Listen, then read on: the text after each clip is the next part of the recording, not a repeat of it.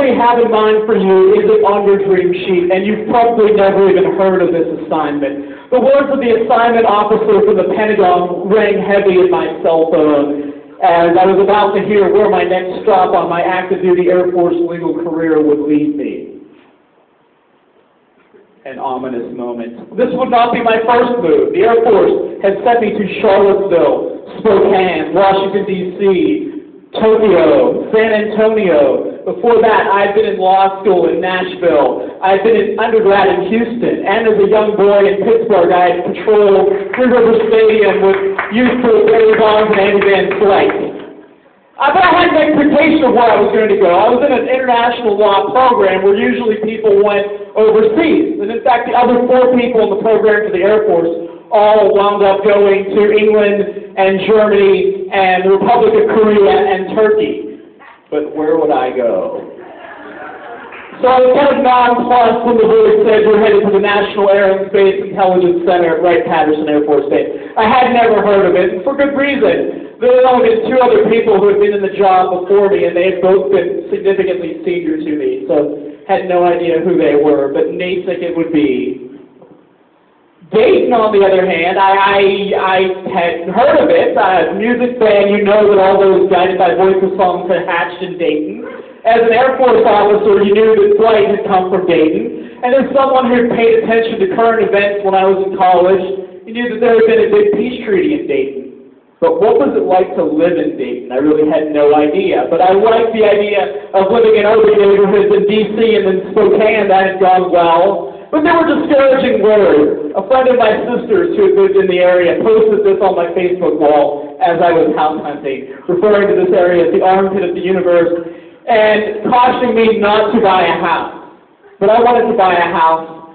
I looked at what I could find online, looked at the data, this cool little neighborhood that boasted where neighbors become friends, houses with character and a friendly community. I knew people like David Azrani would live there, and it would be beautiful, so I bought a house in South Park and took the plunge. And when I got there, I discovered a neighborhood of people who were very actively involved in making things better, having a good, cohesive neighborhood. So I became very involved with the neighborhood association. I actually ran the meetings there for a couple of years, developed a community garden, we did security patrol work, and supported local businesses in the neighborhood.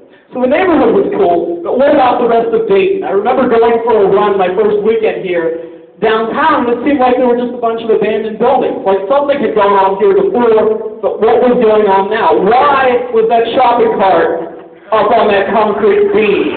What's up with that? So I branched out. I hate the term young professionals because I think it's too exclusionary, and I hate young creatives more because I think it's exclusionary and overly precious. But those groups, getting involved in them, groups like Encore and Up Dayton and Dayton Young Classics, really provided a lot of access to the area and access to the arts. But I wasn't going to experience the arts here just passively. We had a Shakespeare play in my neighborhood. I went out for it. I never had a role in a play before. But once I did that, I wound up getting roles all the time in plays. I was in 7 plays. There's 6 of them Shakespeare, Springfield, Xenia, Dayton. It really opened up this great area of my life. Also opening up was running. I was a running full marathon every other year guy. I was going to run the 2010 Air Force Marathon. It was too hot that summer to run for more than 14 miles at a stretch. So I went out and I ran it, and then I was like, hey, you don't have to do long runs to run marathons. So I wound up running 10 marathons in 3 years here, and knocked 40 minutes off my PR. This shows when you're here, you learn things as you go along. They're not all evident at first. Year 1, it was that the 2nd Street Market's the place to go on Saturdays. Year 2, it's if Chris Shea is in it, you should go see it. And year 3 is if I want to knock some time off of my running and go to Drake's Gym.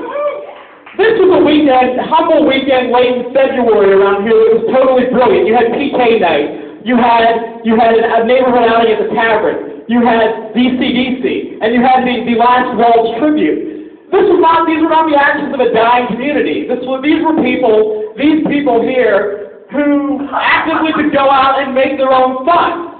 And that's really just been such a great thrill for my time here. Lots of friends, South Park and otherwise, people who are total strangers but have made this experience great. And for my own part, what I would do would be throw house parties at my home every few months, inviting everyone I knew, military or county, over to my home. The one in the middle here was the last one I had, January 5th. We had at least 117 people in my home over 9 hours, building community, singing karaoke. It was just a tremendously beautiful experience. Last week I went out for a run towards downtown, and where previously I'd seen all these unwelcoming buildings, here I saw promise. I saw some unfavorable things, but they looked more like data points than trend lines. You saw fully actualized baseball palaces and all sorts of other great things. And I was here to do work with the Air Force, and so I can't really tell you because it's classified or covered by attorney-client privilege, but it all went well enough when I was selected for promotion to Lieutenant Colonel, and I pinned on earlier this month.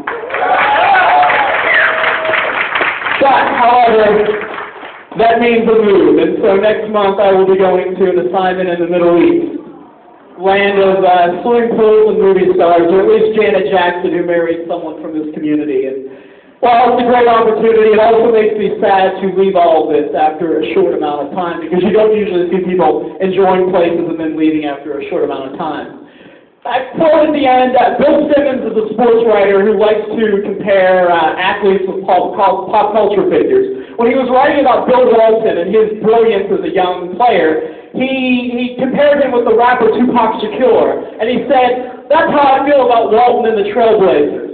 They didn't roll for long, but they rolled, and I don't need to rewind the tape to picture it. And that's why I feel exactly the same way about my 3 years in Dayton. Thank you very much.